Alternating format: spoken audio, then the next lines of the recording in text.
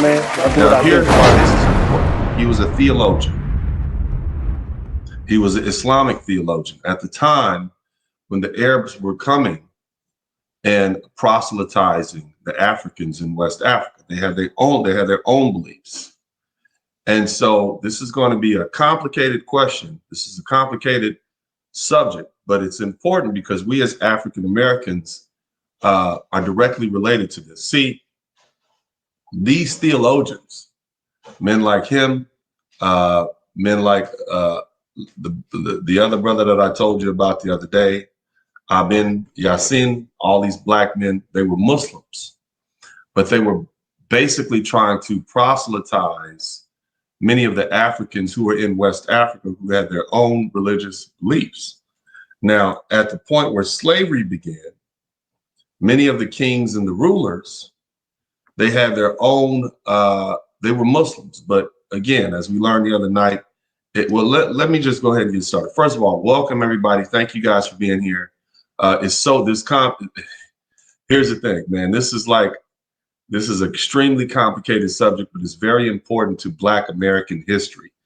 Who were the ones that were chosen to be slaves? Why? Why were some people picked and some weren't?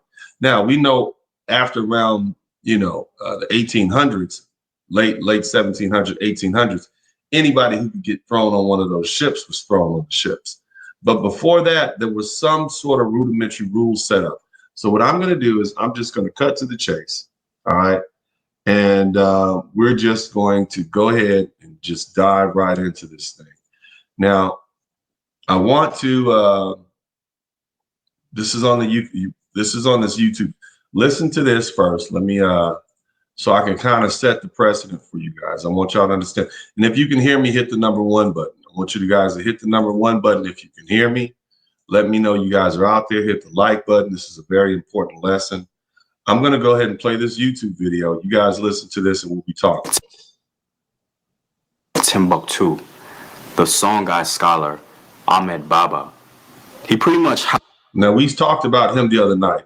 The Songhai scholar Ahmed Baba. Now, this is much later on. This is in the 1300s. But listen. Helped us define who could legitimately enslave other people and who could legitimately be enslaved themselves. Okay, so listen to that.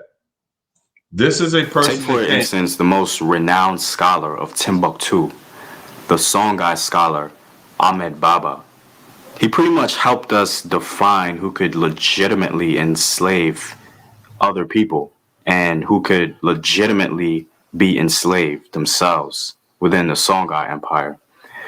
The opinion of Ahmed Baba went on to shape the attitudes of Muslim West Africans on the legitimacy of enslavement and the permissibility of trading in slaves. He literally goes on to list a few ethnic groups he deemed as enslavable.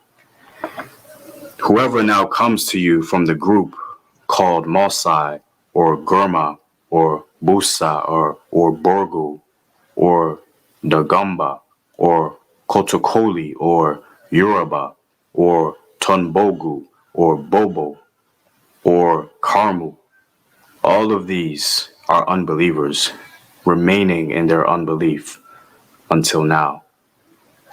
And thus... All right, so Ahmed Baba, we talked about him the other day. I want to just brief you guys a little bit on him and then we're going to get back to our main subject there, and that is Abdullah ibn Yassin. The reason that these men are important to our legacy as African Americans, because they were in a line of men who determined which Africans could be captured and taken to the Americas and which could not. Because remember, the slave trade was going on at this time. All right. There was slave trading going on during the time of Abdullah ibn Yassin, but it was the Arab slave trade, something that we never hardly ever talk about. But I'm going to get this here. Baba. Okay. And he, of course, and as you guys may recall, he lived between Ahmed Baba, the gentleman that you just saw the YouTube clip.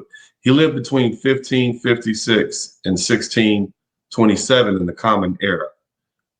Abdullah Ahmed lived about 500 years before him, but he was in the line of scholars, of Muslims, theologians, and scholars, which made the determination, which initiated the determination of who could be sold and who could not be sold. Remember, this was still the slave trade at the time. It was the African slave trade going to the Arab countries, okay, over in like Saudi Arabia. So check this out.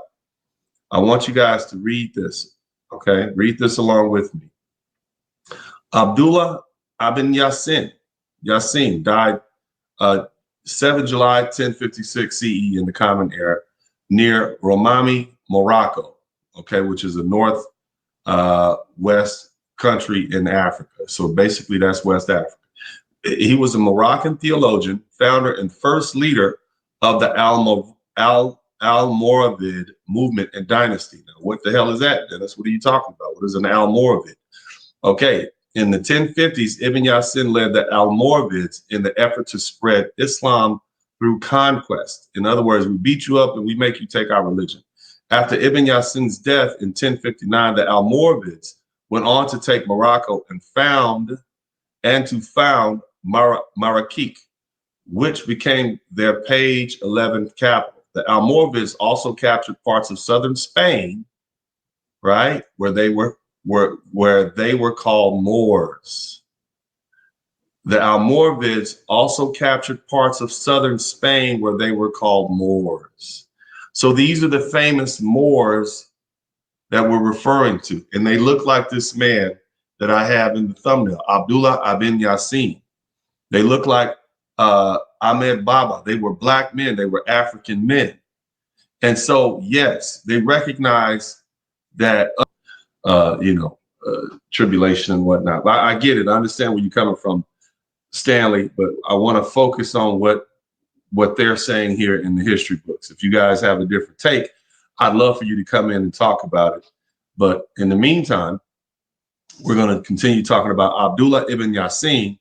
And in 1046, the Gudula chief, Yahan ibn Abraham, came to the Rabat asking for someone to promulgate Islamic religious teachings amongst the Berber of the Adrar, present-day Morocco, and the Wagag ibn Zulu chose to send Abdullah ibn Yassin with him.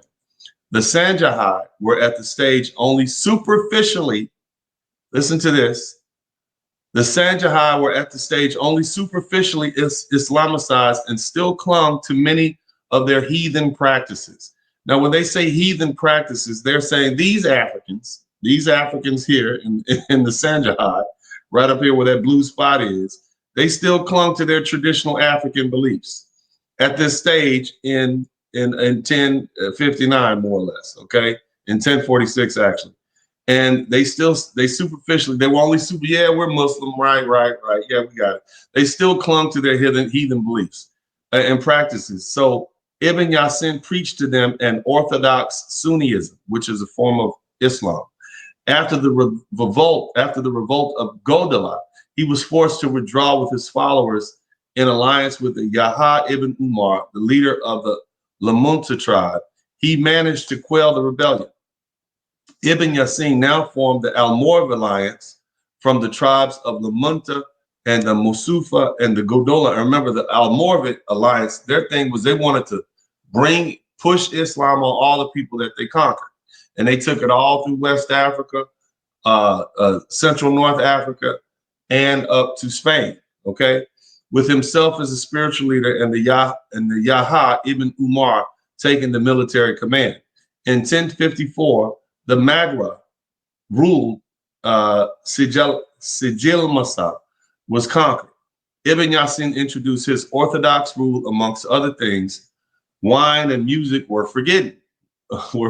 Non-Islamic taxes were abolished, and 1/5 of the spoils of war were allocated to religious experts. This rigorous application of Islam soon provoked a revolt in 1055. So these Africans was not feeling him trying to proselytize them with Islam. So this is early on. This is early on. So you see, they were fighting back then. So imagine this: by the time they get to the point where they got Ahmad Baba al Timbuktu, they had an ongoing conflict. Yeah, take them Africans over there. Yeah, you can take them and put them in slavery, but you leave our Muslims alone. You leave the black Muslims alone. So this is the conflict that existed. So when we talk about how our brothers didn't really see them as brothers, they saw them as, yeah, we've been fighting against you. You know, you still believe those heathen religions. You still believe those local traditions. You still believe that Malinkin, you have those Malinkin beliefs. You're not Muslim like me. Okay, so let's go back to where we were. He went on to Abu Bukhari destroyed some the military leader. Abu Bukhari destroyed Sijal-Masa, but was not able to force the Gudala back to the Almoravid League. He went on to capture Sus, its capital, Agamat, close to where now Marakovich. You guys remember this guy. This is the one who married the smart woman who was the richest woman in the land, and then he decided to go off and live in a little town house, made his own little town up, Marrakech. Ibn Yasin died while attempting to subjugate the Baragat on the Atlantic coast. Remember, that was the one he then went off to Ghana and got stabbed in the chest or got killed by arrow. He is replaced by Suleiman ibn Hadu, who killed in turn will not be replaced. His grave is almost due 33,000 south of Rabat near Romani, overlooking the Krefla River. And I'm gonna keep showing the world what black you men tuned can in to do. one of the best black men advocated podcasts on YouTube. Show some love for the one and only black professional who keep it real and be Superman. You would tune in to Dennis Podcast. Keep it moving, mama's favorite of the lovely ladies. All these YouTube men dressed for the occasion, even though he on the internet. Intellect beat you up in court and probably fist to fist. Been around the world, high value. Girl, you can't relate it. Been debated. Godfather endorsed, scared. Kevin said it. Independent black businessman. Yeah, he hood related. Probably wouldn't know a big bass. Appreciate it. Talk to me and I talk back. He can litigate it. Walk with me as we talk facts. He opinionated. Staying true.